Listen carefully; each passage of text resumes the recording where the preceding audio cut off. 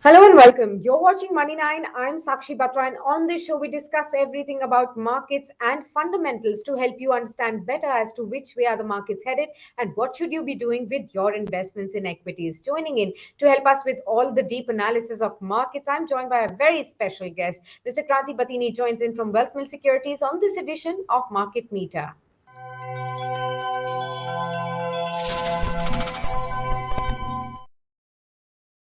Mr. Badini, good afternoon, and thank you so much for taking out time for us. Well, the markets are actually slipping away. We are seeing that the Nifty has now slipped below the 18,000 mark as well. Both the major indices have lost about 1% odd in trade already. How are you looking at this current setup? Is this another bout of volatile moves that we have been witnessing in the past, or could this actually get into a deeper mode of correction?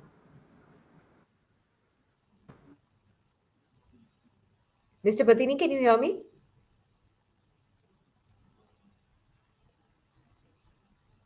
All right, I think there's some kind of a technical glitch. We'll just wait for Mr. Batini to actually join us back in the middle. We can continue to look at how the markets are trading in the meanwhile. Well, if you see, the markets have been consistently on a downward path throughout the first half of the trading session. Now, as we sit at half time, you are seeing that the Nifty is hovering around the 18,000 mark now with a loss of about 200 odd points right there and a cut of 1% odd. Now, when we talk about the Sensex, on the other hand, you're seeing a cut of almost 700 points already, over a percent loss there at 60,445. So, 60,500 mark has also been reached on the downside at half time. Now, what's really causing this kind of a decline? When we look at the Nifty Bank, that's the index that's lost most, and it's underperforming the benchmarks. 1.6% of a downtick can be seen here, and it's the PSU banks that were running away in the last few trading sessions that are seeing the maximum amount of cut right here.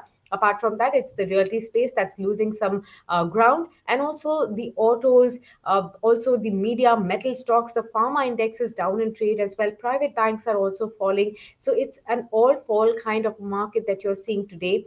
Perhaps the money is actually flowing into the primary market because Nika IPO has hit the street, and we are seeing a whole lot of subscribers really log on to that to get a pie of the newly opened IPO as well. Now, when we talk about the broader markets, on the other hand, you'll be able to find out that the mid cap and the small cap indices are down by 1.5% to almost 1.3% as well. So those are the kind of cuts that you're also seeing in the broader market. So broadly, it's a broad-based sell-off that you're seeing in the markets currently. In terms of the stocks also that are declining in trade, you can see a whole lot of PSU stocks like ONGC, Coal India down in trade. Now, ITC, Adani Ports, and Kotak Mahindra Bank are the other stocks that are also losing some kind of action right now. Apart from that, we'll also see some of the gainers, which are kind of stemming the fall that you're seeing in the markets, and those includes the right of likes of IndusInd Bank, Ultratech Cement, Asian Paints, and L&T and Maruti kind of stocks as well. We'll just wait for Mr. Batini to join back. I think we have him back with us on our show. Mr. Batini, I was about to ask you on the markets as to what your view is currently, especially when we are seeing this kind of a decline of over 1% and the Nifty giving up the 18,000 mark, the Sensex falling below the 60,500 mark, and a broad based sell off there. You can talk about banks, the other sectors, even the broader markets. All of the sectors are actually facing a cut. So, what's really causing this? So actually, we need to see 18,000 is the crucial support level for Nifty. That's what market is. We are looking in the medium term. But today, Nifty 18,000 has been violated. So this is a concern for the market. But we need to see how the things will pan out in the coming few days. But if we observe the overall market trajectory, it's in a positive direction. Investors need not have to carry out because of these kind of violent moves. Probably these kind of violent moves market have witnessed a humongous rally in past 60 trading sessions. So 1 2 trading sessions market can take a pause, and we can see some kind of profit booking in the market. So going ahead into the festive season, some kind of holidays also there, so that's why some kind of profit booking can witness. But we need to wait for the numbers, how the DI activity and FI activity in today's trading session. But Hmm. my message to the investors is use these kind of violent sharp moves, cuts in the market to accumulate the quality ones. So Hmm. the bull market in India is on, So investors can, who have a long-term horizon, definitely they can invest in Indian markets, use these kind of violent moves.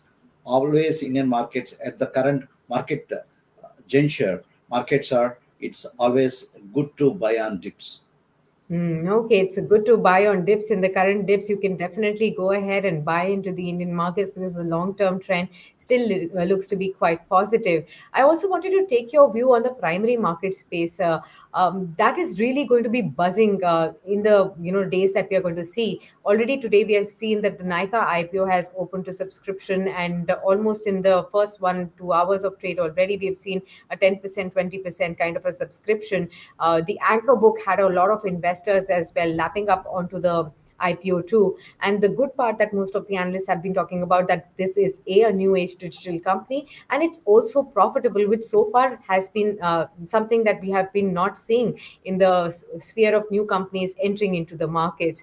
Your thoughts here on the Nika IPO, and then how we are going to be seeing another big ticket IPO like a Paytm and Policy Bazaar also following suit. How should investors really decide how and where to invest, and what should be the logic behind it?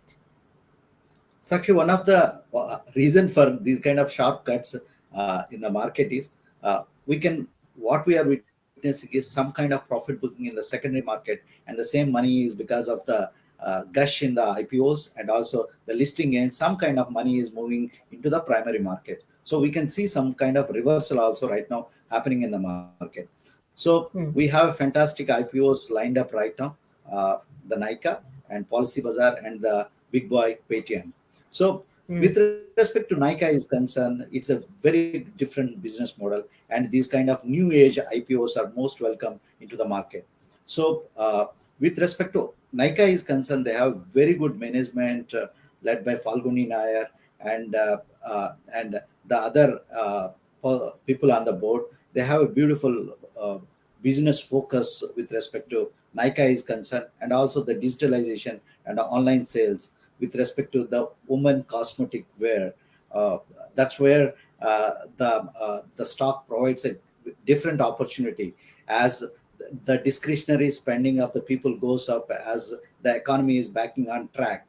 The discretionary spending will go up from the women's, in terms of their cosmetic spending, and the spending is concerned. And India is a country with the highest grade of population less than 30 years. So the cosmetics for women also plays a vital role with the earnings of Nika is concerned. So we advocate investors to subscribe for this IPO, and those people who want to invest for a long term, wait for the earnings to stabilize, and post IPO listing there is a cool off period normally happening, what we are witnessing in all the IPOs. That's what happened in Zomato also. It has been in a cool off period right now. So wait for the cool off period. If you are not getting a IPO allotment, or if you are looking for a long term investment, wait for the cool off post listing, and they can subscribe for the coming IPOs. Okay, understood that. Let's now go on to talking about some specific stocks that you've been recommending and the new recommendations for our investors as well. First up, let me start off with the Quick Heal Technologies, which you had recommended at the starting of the year. Now, this stock has definitely given very handsome kind of returns to all the investors who invested at that point in time. And after that, we've seen a humongous rally in the IT space, in the mid cap IT space as well. Your thoughts here as to what should investors do who invested on your advice? Does it still hold merit to be, staying invested with Quick Heal Technologies even now? Definitely, Sashi, it still hold merit to hold Quick Heal Technologies in one's portfolio. Of course, the stock have delivered nearly 80% return from the time we advised the stocks to the investors. Yesterday, the company came up with the results, and the results are in line with the expectations. Q2, what we are observed is pent up demand in terms of their sales, and the same kind of momentum is going to continue. Quick Heal is, as what we are witnessing is number of PC sales to go up in the market. So Quick Heal is the company which provides cybersecurity solution provider.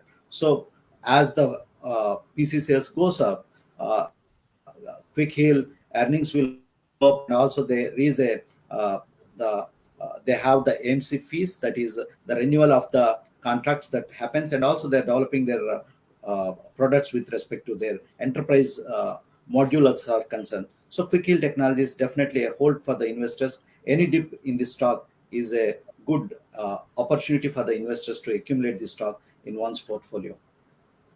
Okay, understood that. So still, you can hold on to the stock for better returns going forward. Another is the big boy Reliance Industries. Of course, this stock has had a very sharp run over the 1.5 years of rally. In between, whenever we saw huge news flows of expansion of stake buys coming in, providing new growth opportunities for the company. In the recent times, also around the earnings, we've again see the stock really rise before that, and then there's going to be a new trigger coming forward by Diwali. We're going to be expecting the JioPhone next launch as well.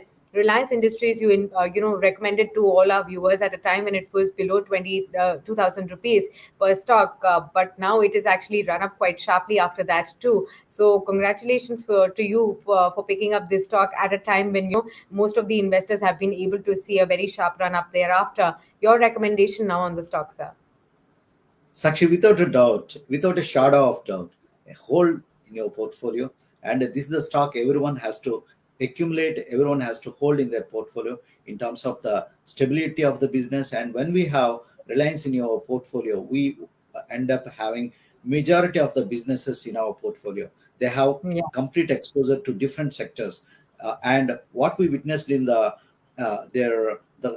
present quarterly earnings is the overall pickup and overall complete performance with respect to their performance is concerned.